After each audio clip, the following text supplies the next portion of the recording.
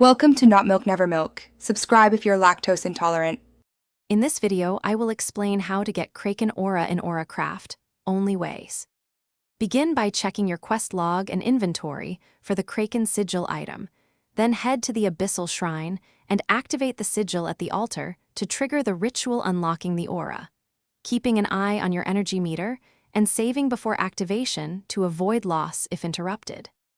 Make sure you have the Kraken Sigil plus 3 energy vials before attempting the ritual, and travel to the Abyssal Shrine using your unlocked waypoint.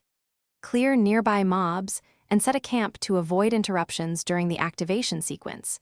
Then approach the altar, combine the sigil with an energy vial, and begin the ritual while monitoring your energy to ensure it completes successfully. If you're finding this helpful, please subscribe and like so I can make more clear guides. Quick recommendation: upgrade your clean game with the Shark AI Ultra Robot Vacuum. It has voice control and makes cleanup easy so you can focus on gaming, not chores. Check the description for the link and other deals, and now let's get back to the video. At the altar, select the Kraken Sigil and choose Combine with an energy vial, then confirm the ritual.